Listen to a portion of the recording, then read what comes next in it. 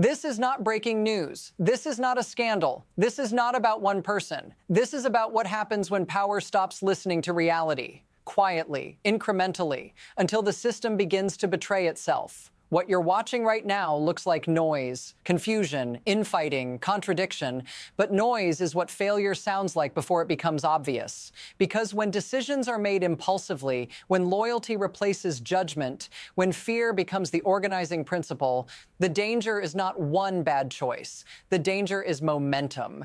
And momentum doesn't announce itself. It builds. It hides inside routine statements and casual threats. It advances while everyone argues about tone. If you're still watching, good. You need to see how this actually works. Because once this pattern locks in, it doesn't reverse easily. And what looks like chaos now is actually structure forming.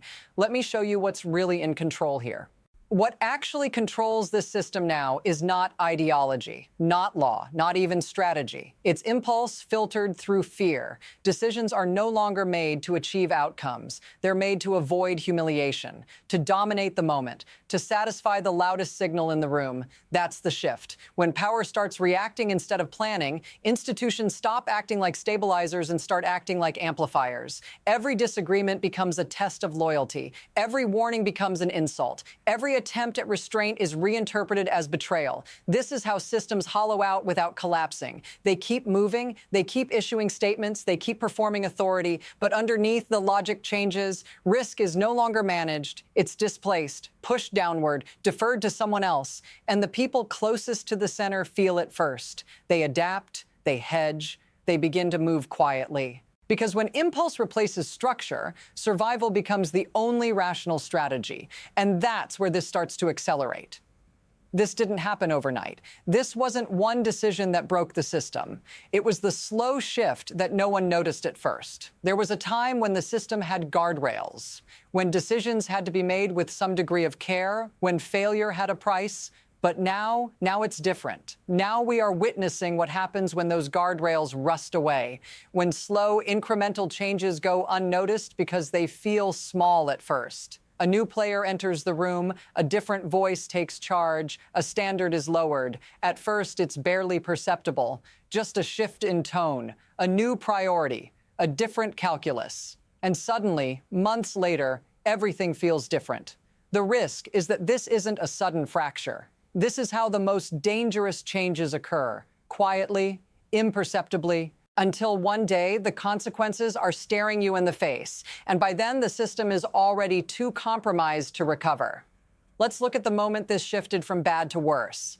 A decision made with no clarity, a statement made with no follow-up, a call for diplomacy that felt like an afterthought. One side is pushing for restraint, the other side for escalation. And in the middle?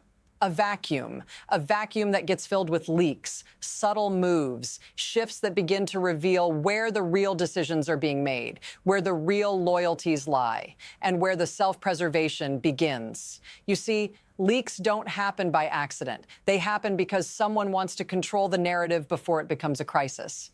The cracks start appearing quietly, not in public, but in the shadows, where the power game is really played. And right now, someone is making a decision to make sure they aren't standing next to the explosion when it happens, but you can already see the tension. It's building, and it's not going away.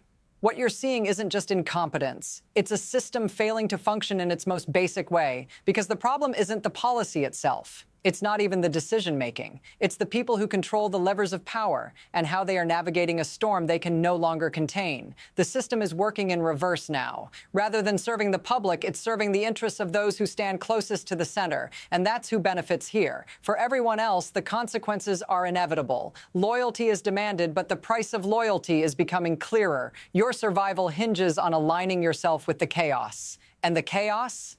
It's escalating with every new signal, every contradictory statement, every passing moment where the system does nothing but react. There's no mechanism left to stop this, no real oversight, no accountability, and the cracks, they're widening. The pace is picking up now. A sense of urgency is settling in. You can feel it. Every move now feels like a pivot, every shift a sign of desperation. The tension is no longer just theoretical. It's real, it's tangible, it's here. And the stakes are rising faster than the system can handle. Every public stance is a gamble. Every decision, a countdown. As more people start to hedge their bets, start distancing themselves from the growing disaster, the inevitable question looms: who will be left standing when it all implodes? The walls are closing in. The louder voices are gaining traction, while those calling for restraint are drowned out. It's a race to see who can hold the ground the longest before the collapse makes it impossible to stay. And when the momentum hits its peak, no one will be ready for the fallout. Let's talk about you. You're watching this unfold, aren't you? Every new headline, every shift in power, it's all part of something bigger. Something that doesn't just affect the people in the room, it affects everyone. You know the stakes now. You feel the pressure, the political chaos, the economic instability. It all begins to trickle down to you, to your life. You see it in the markets. You see it in the price of gas. You hear it in the uncertainty of the future. Because when power fails like this, the consequences aren't confined to the halls of government. They spread. And now you're left wondering, what happens when this all falls apart? How much of the damage will be yours to bear? You know this isn't a momentary problem. It's a warning. This isn't just a domestic issue anymore. It's global. What happens within this fractured system doesn't stay here. It ripples. It spreads. It hits every corner of the world. Markets aren't just fluctuating in the U.S. anymore. They're crashing everywhere. Allies are questioning their alliances. Rivals are waiting for the moment to strike. When a system this chaotic starts to break down, it doesn't just destabilize the country, it destabilizes the global order. And that uncertainty, it's feeding into every decision. Every move by international players is now a calculation of risk. Because when the heart of the system is trembling, no one is safe. The fallout isn't confined to Washington. It's everywhere, and it's accelerating. Now we come to the future. 3 paths are possible, but none of them lead to stability. First, adjustment. A slow, painful recalibration. The system begins to find its footing again. Leaders regroup. Some compromises are made. But the damage is deep and trust is shattered. This path will be full of tension, but not collapse. Yet. Second, erosion. Things get worse over time. The cracks widen, the failure deepens. Institutions break down further, losing their ability to control the narrative, the economy, or foreign policy. What seemed like a passing issue becomes a slow-moving disaster. And once it hits critical mass, it's too late to fix. Third, rupture.